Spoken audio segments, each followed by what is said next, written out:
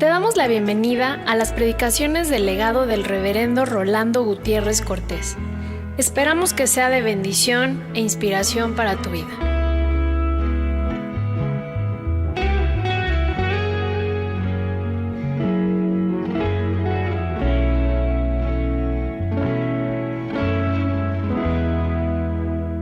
Marcos 6, voy a leer la segunda parte del versículo 6 y el verso 7. Dice así: y recorría las aldeas de alrededor enseñando.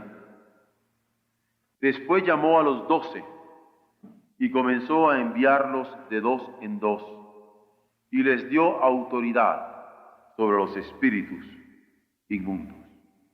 Amén.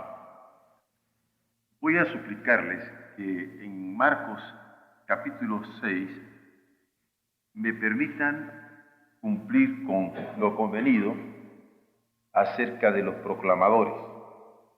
Aquí hemos leído: y recorría las aldeas de alrededor enseñando.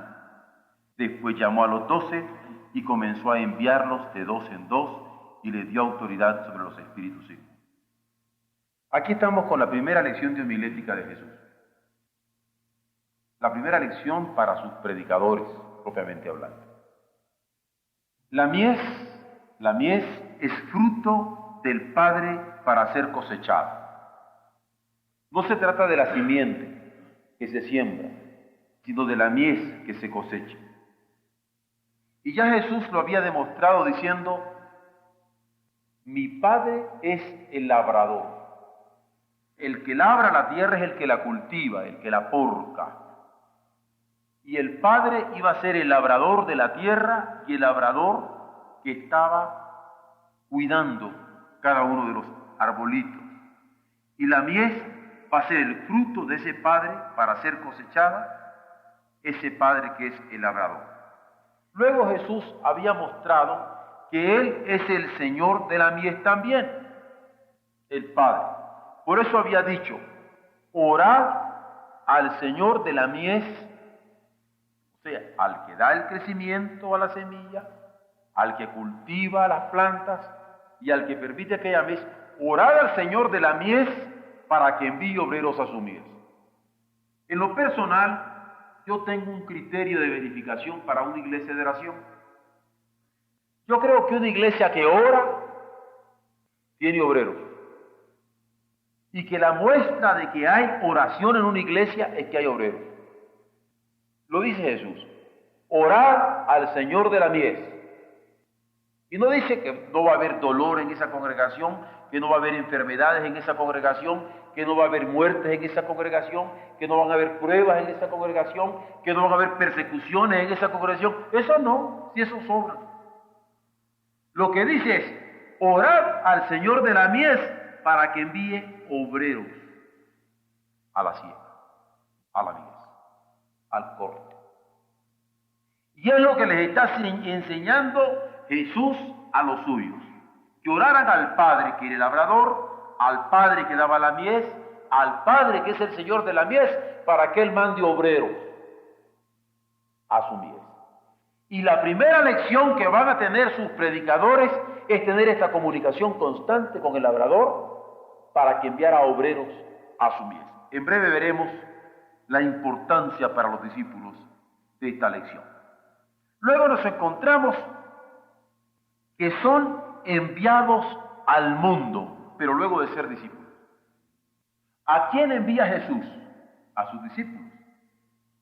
Son sus discípulos los que le habían seguido en disciplina a los que va a enviar. Apóstoloi.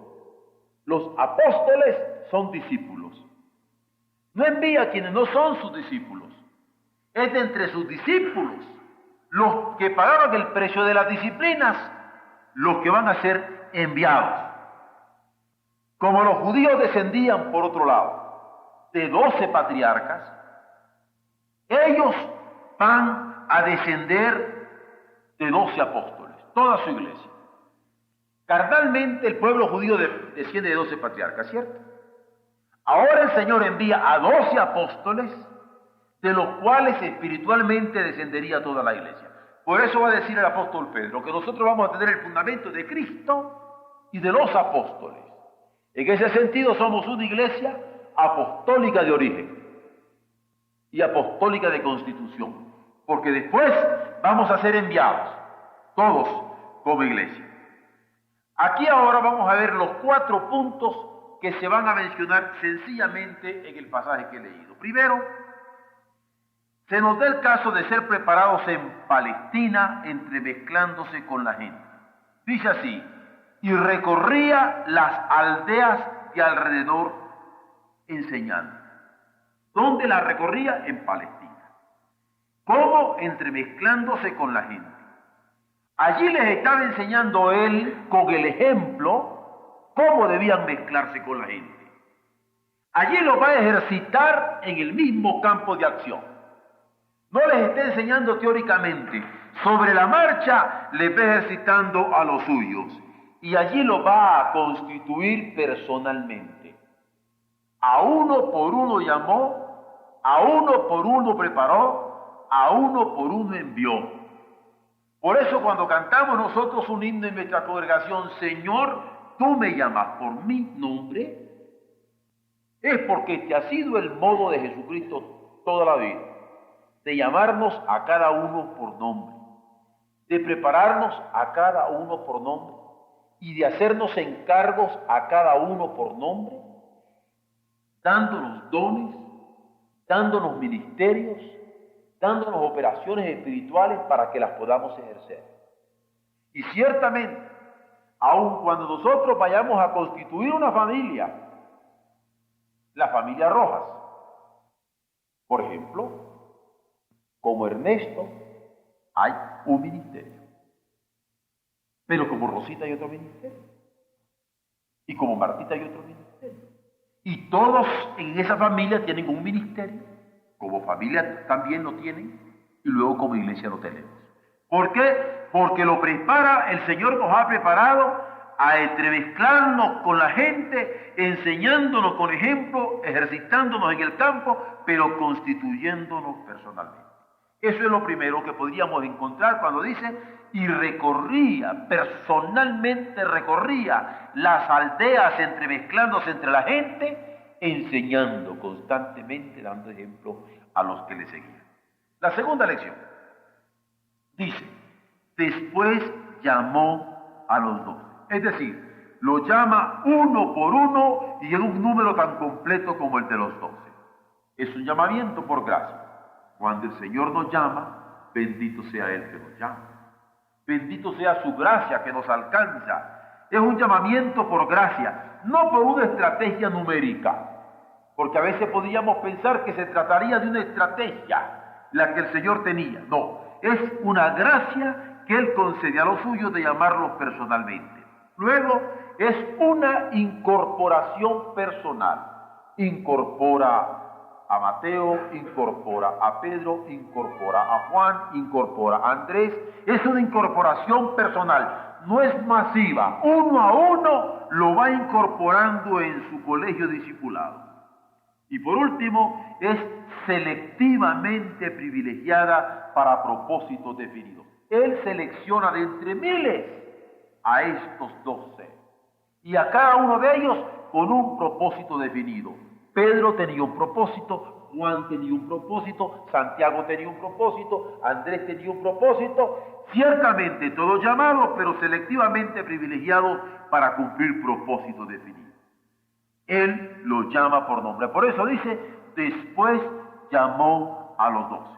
En tercer lugar, los envió de 2 en 2. Dice, y comenzó a enviarlos. Ustedes 2 ahora. Siguen ustedes 2, siguen ustedes 2, siguen ustedes 2. Dice, comenzó a enviarlos de 2 en 2, estructurándolos en parejas complementarias. ¿Por qué los manda en parejas? Porque a veces podríamos sentir, aquí me mandó a mí porque yo sí las puedo de todas. No, los mandaba en parejas, justamente para estructurarlos de tal manera que pudieran complementarse uno con el otro. y que no sintieran que el uno podía más que el otro. Uno como pareja puede complementarse con el otro. Ay del que se siente autosuficiente y pensar, yo podría solito. No, porque el Señor, en el trabajo del Señor, necesitamos de Dios, pero necesitamos de nuestro compañero de trabajo, de nuestro compañero de discipulado, de nuestro compañero apostólico. Luego, de diferentes trasfondos y por diferentes rumbos. ¿Por qué? Todos eran de diferentes trasfondos, no vendían del mismo trasfondo. Pero por otro lado no los manda para el mismo rumbo, los manda a diferentes rumbos, con mensaje de su reino y no de este mundo. Por eso los manda con mensaje de Él. Él les había dicho, mi reino no es de este mundo.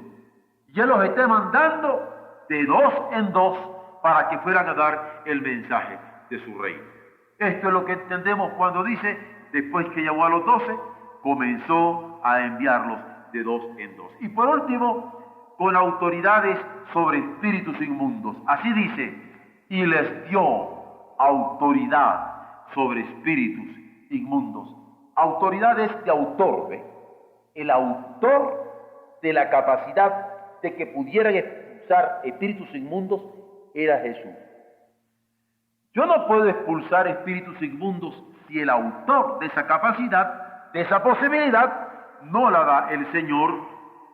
Porque la autoridad viene del Señor, porque el autor de la expulsión demoníaca viene del Señor, para que no haya orgullo, para que no haya orgullo. No es porque yo puedo, sino porque el Señor me envía.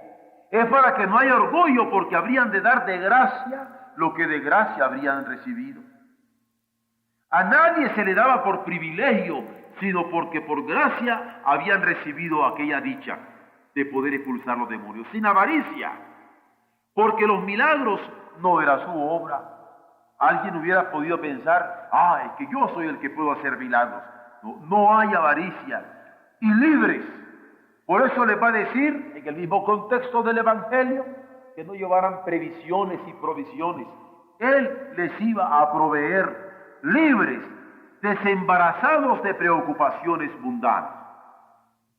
Es decir, yo veo aquí por lo menos 4 elementos en la preparación de Jesús. Primero, tenían que ser participativos, entremezclándose con la gente. Participar es ser parte de. Ellos tenían que ser participativos. Si sus apóstoles no son parte de la gente a la que sirven, no pueden ser enviados del Señor. No podemos andar como elusivos cuando el Señor nos incluye en el trabajo con la gente. En segunda instancia, además de participativos, con una identidad definida. Por eso es que lo llama. Identidades definidas. Yo, Pedro, he sido llamado por el Señor. Tu papá que se llama Pedro. No, yo, Pedro Vilchis. Pero en lo personal, yo soy el responsable. El Señor nos manda primeramente participativo, pero también con una identidad definida, en donde cada uno ha de sentirse cumpliendo un ministerio que el otro no puede cumplir, que es mío, porque el Señor me lo ha encomendado. Pero en tercera instancia, compañeros entre ellos.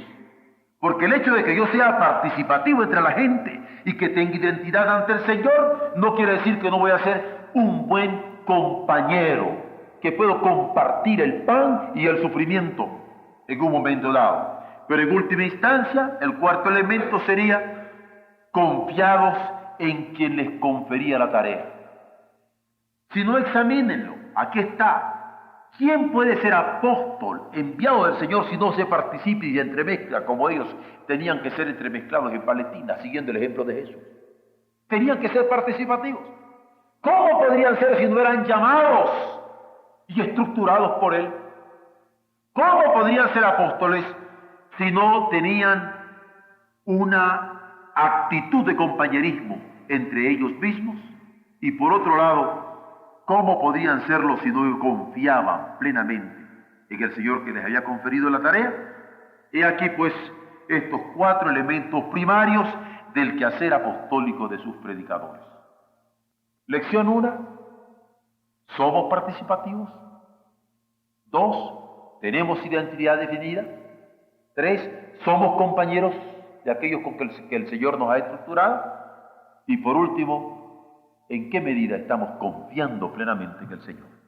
Porque esto parece ser 4 elementos que para sus predicadores el Señor estructuró para que se sintieran parte de su ministerio. Amén.